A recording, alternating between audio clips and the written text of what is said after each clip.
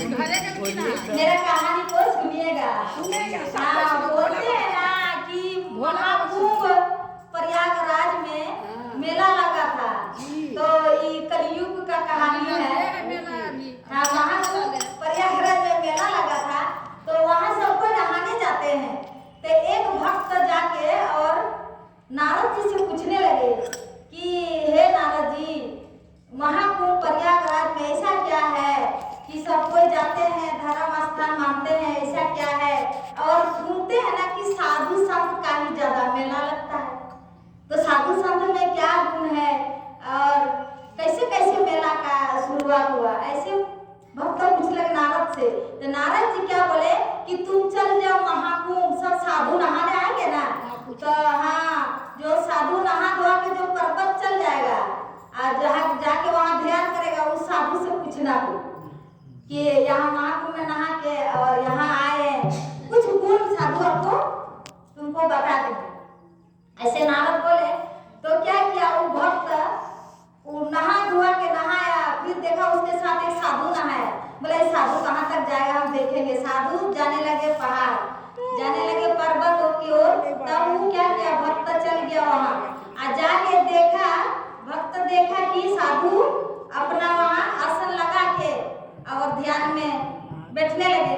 तब जाके वो भक्त पूछने लगे कि हे साधु महाराज, आप ध्यान के लीन होने से पहले हमको एक बात बता दीजिए कि ये महाकुंभ में नहाते हैं और पूजा पाठ करते हैं, गुण हमको कुछ बताइए। तो बोले तुम्हारा फुर्सत है, समय है सुनने के लिए? तो हम बताएंगे। बोले हाँ बाबा, हमको तो समय ही समय है, घर का सब कुछ काम धाम छोड़ करके हम आए यहाँ तीर्थ यात्रा, तो समय निकाल के आए, सब समय हम घर में भूल गए, सब समय हम घर में भूल गए और आए हम सुनेंगे, मेरे पास समय है। तब बोले कि ठीक है तुम बैठ जाओ। तब बोलने लगे कि देखो, कलयुग का एक भक्त था, कलयुग में ही कलयुग का सुना रहे साधु महाराज। बोले कलयुग में एक भक्त था, वो बोलने लगा कि नारद जी से पूछने लगा कि हे नारद जी, कौन देवी देवता का साधना और पूजा करें, तपस्या करें तो कौन जल्दी प्रसन्न होते हैं, प्रकट होते हैं, वरदान देते हैं, कौन देवी देवता में से है? तब क्या बोले नारद जी, बोले कि तुम ब्रह्मा का तपस्या करो, ब्रह्मा बहुत जल्दी सुनते, तुम जाके ब्रह्मा का तपस्या करो। तब वो भक्त क्या किया कि ब्रह्मा का तपस्या जाके करने लगा। 3 साल तपस्या किया जाके।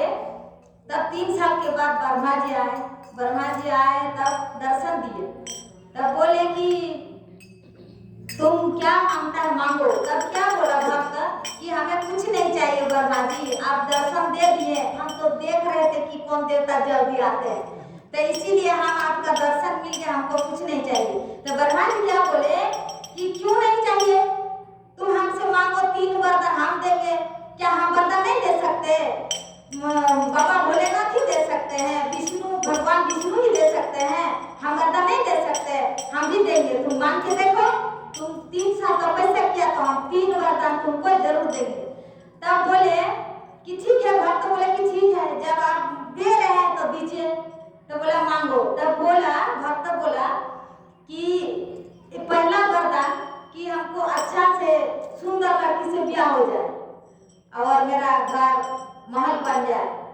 दूसरा वरदान, दूसरा में तीसरा घर महल हो जाए। और तीसरा वरदान कि हम फिर कभी आपको बुला के 3 वरदान फिर से मांगेंगे, गुण रह गया। फिर बोले तथास्तु, ब्रह्मा जी बोले, वो चल गए। तब क्या किए, वो अपना घर गया। कुछ दिन के बाद रिश्ता लगा, अच्छा सुंदर लड़की मिला, फिर घर महल बना लिया। तो देखिए घर महल कितना सुंदर से बनाएगा, हमेशा तो सुंदर नहीं रहेगा, बारिश होगा, धोआ जाएगा, खराब हो जाएगा। तो कुछ दिन के बाद उसका घर का रंग उड़ गया। घर का रंग उड़ गया तो वो सोचा भक्त कि अरे ब्रह्मा जी से मेरा 3 वरदान बाकी है, फिर हम बुलाते हैं। तब बुलाया ब्रह्मा जी को। तब बोले कि भक्त तुमको क्या पच्चीस का कमी हुआ, क्या जोर? तब बोले कि देखिए बाबा, मेरा घर का रंग उड़ गया, ऐसे कीजिए कि मेरा घर हमेशा चमकते रहे, हमेशा चमकते रहे, बारिश का पानी मेरे घर में ना पड़े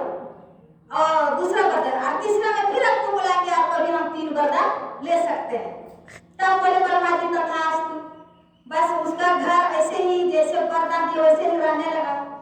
तब क्या किया भक्त, कुछ दिन के बाद फिर ब्रह्मा जी को बुलाने लगा। तब ब्रह्मा जी आए और बोले अब क्या चाहिए भक्त, बार बार हमको बुला के परेशान करता है, अब क्या हुआ तुम्हारा घर द्वार तुम्हारा परिवार सब कुछ तो है, तुम्हारा धन संपत्ति सब कुछ है, तो और हमको क्यों बुलाया। तब बोले कि नहीं, कि मेरा तबीयत खराब होते रहता है, ऐसा वरदान दीजिए मेरा तबीयत खराब ना हो, मेरा स्वास्थ्य ठीक रहे, हम जवान रहे, ऐसा वरदान दीजिए।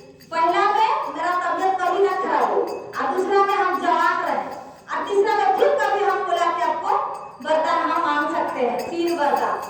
तब क्या किया, खास ब्रह्मा जी बोल के चले गए। अब ब्रह्मा जी सोचने लगे कि क्या करें, कहाँ जाए, हे श्री हरि नारायण। तब उनको याद आया कि नारायण का याद आया, जिसे हम लोग की तकलीफ में रहते हैं हे भगवान बोलते हैं ना, तो उनको ब्रह्मा जी को भी याद आया हे श्री हरि नारायण।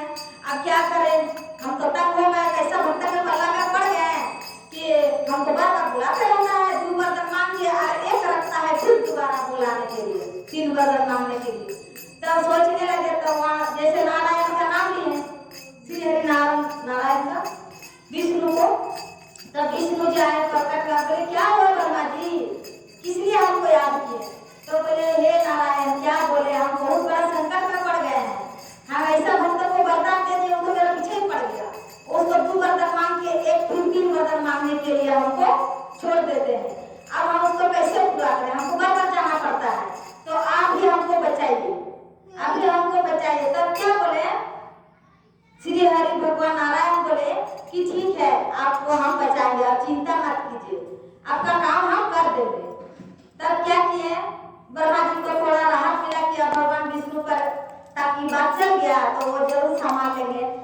तब क्या किए, भगवान विष्णु माँ सरस्वती को बुलाए, सरस्वती को बुलाए और बोले कि हे देवी, आप ब्रह्मा जी को जिस भक्त ने वरदान मांगे है ना 3 वरदान, उसका जीवन में जाके बैठ जाइए, उसका जीवन में जाके बैठ जाइए। तो सरस्वती बोली ठीक है नारायण हम वही करेंगे। तब वो क्या किया, कुछ दिन के बाद फिर वो भक्त अपना वरदान मांगने के लिए वो लाइन में रहता है हमेशा।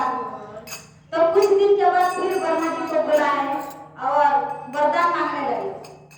तब जिस समय बुला के वरदान मांगने जा रहा है भक्त, उसी समय माँ सरस्वती उसका जीवा में जाके बैठ गई, जाके बैठ गई। तब बोलने लगे ब्रह्मा जी कि भक्त क्या चाहिए, तुम हमको क्यों बुलाया।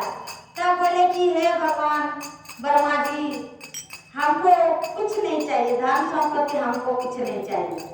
तो बोले कुछ नहीं चाहिए, बोले नहीं कुछ नहीं चाहिए, पहला में हमको धन संपत्ति नहीं चाहिए और दूसरा में हमको भगवान का चरण चाहिए, मतलब हम कुछ भक्ति भजन कर पाए, और तीसरा में हमको भजन करते मुक्ति चाहिए।